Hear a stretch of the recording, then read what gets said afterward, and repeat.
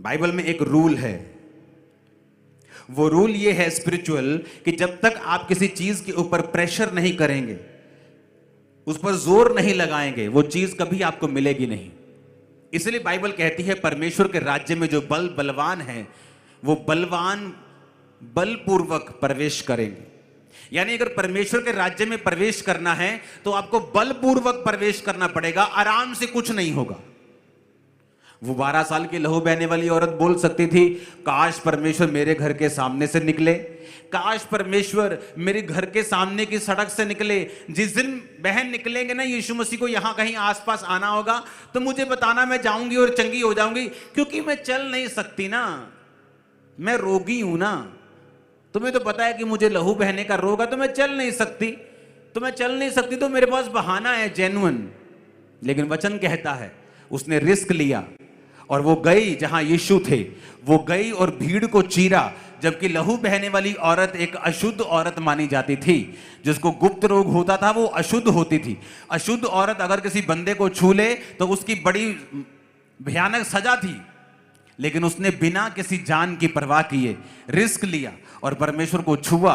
और यीशु मसीह कहते हैं कि मुझे किसी ने छुआ है। चेले कहते प्रभु सारी भीड़ तुझे छू रही है।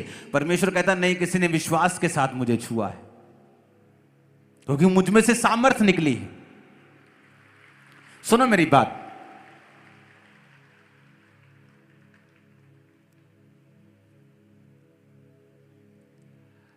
अगर आप बलपूर्वक प्रवेश नहीं करेंगे तो आप उसके राज्य में प्रवेश नहीं कर सकते। अगर शैतान ने आपको यकीन दिलवा दिया कि वो आपके साथ है, वो आपके अंदर है, वो आप पे अटैक कर रहा है, आपको डिलीवरेंस की जरूरत है उससे, कितनी देर तक? 2 महीने, 3 महीने, मानो 6 महीने, लेकिन आप 5 साल से मसीह में हैं, अभी भी आपको डिलीवरेंस की जरूरत है? नहीं, अब आपको ज्ञान की जरूरत है। शैतान सिर्फ आपको अज्ञानी करके ही आपके अंदर रह सकता है, अदरवाइज वो आपके अंदर नहीं रह सकता। अब बाइबल कहती है मरकुस 10 उसकी 46 से 52 आयत में जब आप देखते हैं तो बाइबल कहती है जब एक बड़ी भीड़ यरीहो से निकल रही थी, जब प्रभु यीशु मसीह यरीहो में आए तो एक तिमाई का पुत्र बरतिमाई अंधा भिखारी बैठा था। जब उसने देखा कि यीशु मसीह नासरी है तो पुकार कर कहने लगा, हे दाऊद की संतान मुझ पे दया कर। बहुतों ने उसे डांटा कि चुप रहे। आप इमेजिन करो, एक अंधा है और जीसस को पुकार रहा है और लोग उसे डांट रहे हैं। क्या लोगों का दिमाग खराब है क्या? लोगों को पता है कि ये जीसस हैं, ये चंगा करते हैं, इसको आंखों की जरूरत है और वो पुकार रहा है, जीसस जीसस यीशु, और लोग कह रहे हैं, चुप कर। आज भी ऐसा होता है कि नहीं होता कि लोगों को पता है कि चर्च में जाके नशों से आजादी मिल रही लोगों को, फिर भी जब आप चर्च में जाते हैं वो आपको डांटते हैं, ओए चुप कर, चर्च के आते ऐसी तैसी। लोग आपको डांट सकते हैं, डिलीवर नहीं कर सकते। जिसने डिलीवर करना है उसका नाम जीसस है, यीशु है। बस इसकी डिले खत्म कर। लिखा उसने पुकारना बंद नहीं किया, वो पुकारता रहा। यीशु ने ठहर कर कहा, उसे बुलाओ।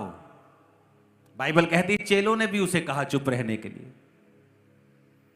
जब जीसस ने बुलाया तो बाइबल कहती वो अपना कपड़ा फेंक कर उठा, जो कि भीख मांगने का लाइसेंस था। एक मन बना के उठा कि अब यीशु मसीह से ही मैंने चंगाई को लेना है, अब मैं दोबारा भीख नहीं मांगूंगा। अगर आपको परमेश्वर के राज्य में प्रवेश करना है, आपको छुटकारा लेना है, आपको परमेश्वर से उसका हाथ चाहिए, आप एक बड़ा काम चाहते परमेश्वर आपकी लाइफ में करें, 2 चीजें आपको करनी पड़ेंगी। आपको बलपूर्वक प्रवेश करना पड़ेगा, आपको एक मन होना पड़ेगा। अंधा बोल सकता था, सोच सकता था कि अगर जीसस ने चंगा नहीं किया तो इस रुमाल को कहीं छुपा लेता हूं, भिखारी होने का सर्टिफिकेट है ये रुमाल, तो भीख भी मांगने से जाऊंगा। तो वचन कहता है कि वो कपड़ा फेंक कर उठा, कपड़ा छुपा के नहीं उठा कि छुपा लेते हैं, पेट के अंदर डाल लेते हैं। अगर जीसस ने चंगा किया ठीक है, नहीं किया तो फिर भीख मांग लेंगे, क्या बात है। आज लोग बल लगाना भूल गए हैं। आप बलपूर्वक प्रवेश करते हैं। परमेश्वर आपको देने से पहले देखता है, आपके विश्वास को परखता है।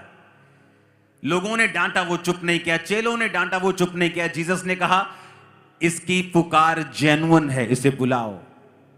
आपने 1 हफ्ता परमेश्वर को पुकारा, 2 हफ्ते पुकारा, आपका रिश्तेदार आया, ओए चुप कर, दोबारा चर्च के याद है, देख ली तेरे याद नहीं होना में।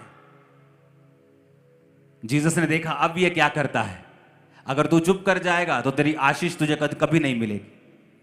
तू अपने अंधेपन से, गूंगेपन से, अपनी बीमारियों से, गरीबी के श्रापों से कभी भी आजाद नहीं होगा।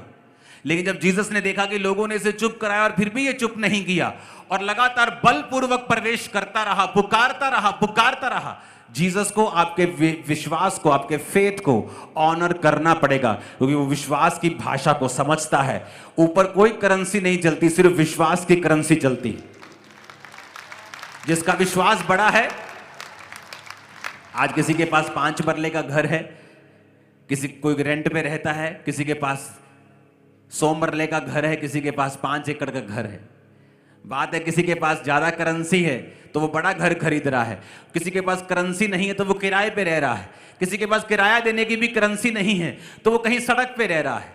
बात करेंसी की है। हेवन में करेंसी चलती है विश्वास की। अगर आपका विश्वास बड़ा है आप बड़े काम कर सकते हैं। ठीक है, आप ठीक काम कर सकते हैं। छोटा है, आप छोटे काम कर सकते हैं। संपूर्ण विश्वास है। उसने कहा पहाड़ों को भी तुम हिलाओगे, बोलोगे जाओ और समुद्र में जा पड़, वो समुद्र